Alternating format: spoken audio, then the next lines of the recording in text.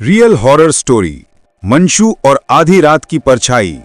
जय महाकाल। सुनील श्रीवास्तव डरावनी Hindi story channel को अभी सब्सक्राइब करें। कहानी शुरू होती है। मेरा नाम सुनील श्रीवास्तव है। मैं आज आपको अपने ही परिवार की एक सच्ची घटना सुनाने जा रहा हूं। एक ऐसी घटना जिसने हमारी सांसें रोक दी थी और जिसके बीच में थी हमारी सबसे छोटी, सबसे प्यारी मंशू श्रीवास्तव।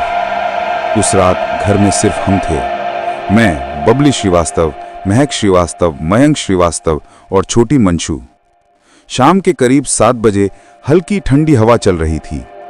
मंशू हमेशा की तरह आंगन में खेल रही थी। उसकी हंसी पूरे घर में गूंज रही थी, लेकिन उस रात उसकी हंसी अचानक रुक गई। मैंने देखा मंशू आंगन के कोने में खड़ी किसी को घूर रही थी। मैंने पूछा, क्या हुआ बेटा? वो धीरे से बोली, पापा, ये कौन है? ये तो मुझे बुला रहा है। मेरी रूह कांप गई क्योंकि वहां कोई नहीं था। महक की चीख।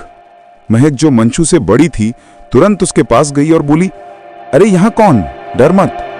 लेकिन मंशू धीरे से महक का हाथ पकड़कर बोली, दीदी, वो दीवार में खड़ा है, काला काला, तुम्हें नहीं दिखता? महक का चेहरा पड़ गया। मैं और बबली तेजी से आगे बढ़े। हमने आंगन की दीवार को देखा, कुछ भी नहीं था। पर एक बात साफ थी, मंशू कुछ देख रही थी, वो भी साफ साफ। मयंक का हंसना। मयंक ने हंसते हुए कहा, डराओ मत यार, कोई भूत भूत नहीं होता। लेकिन उसी वक्त ठक ठक ठक दीवार के अंदर से जोर जोर से ठोकने की आवाज आने लगी।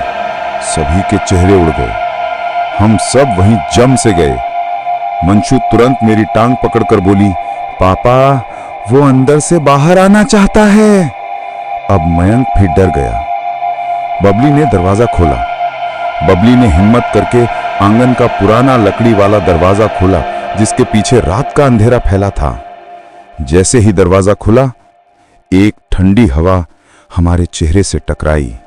ऐसा लगा जैसे कोई अदृश्य चीज तेजी से हमारे पास से गुजरी हो।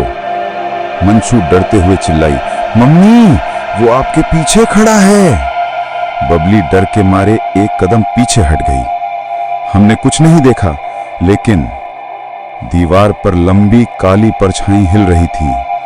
परछाई की आवाज। अचानक उसी परछाई से एक खरखराती आवाज आई, मां मां मंशू। हम सब के पैरों तले जमीन निकल गई। मंशू रोने लगी, पापा, वो नाम लेकर क्यों बुला रहा है? मैंने तुरंत उसे उठा लिया। बबली ने महक और मयंक को पीछे किया। हम सब पंक्तिबद्ध होकर कमरे में भागे और दरवाजा बंद कर लिया। कमरे का बल्ब अपने आप जलना बुझना। कमरे का बल्ब एकदम से झप झप झप तेज तेज जलने बुझने लगा। ऐसा पहली बार हो रहा था। मंशू अचानक शांत हो गई। उसने मेरी गर्दन पकड़कर फुसफुसाया, पापा, वो कमरे में भी आ गया। इस बार हम सब का दिल धड़ाम से हो गया।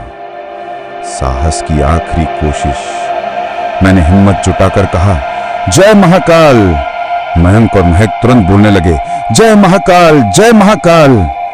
जैसे ही हमारी आवाज गूंजी, कमरे की हवा ठंडी से गर्म होने लगी। बल्ब स्थिर हो गया और दीवार पर दिख रही काली परछाई धीरे धीरे गायब हो गई। और उसी पल मंशू ने ठंडी सांस छोड़ते हुए कहा, पापा, वो चला गया।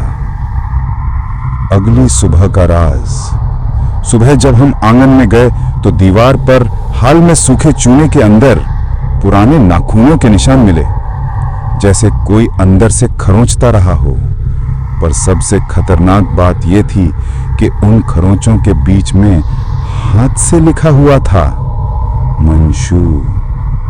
हम सब एक दूसरे का चेहरा देखने लग गए, लेकिन शुक्र था कि उसके बाद कभी कोई परछाई, कोई आवाज, कोई ठक ठक कभी नहीं हुई। कहानी समाप्त। अगर आपको ये रियल फील वाली कहानी पसंद आई हो तो जय महाकाल सुनील श्रीवास्तव डरावनी हिंदी स्टोरी चैनल को अभी सब्सक्राइब कर दीजिए, क्योंकि आपकी एक क्लिक हमें और भी डरावनी कहानियां लाने की हिम्मत देती है। जय Mahakal. Bye bye, take care.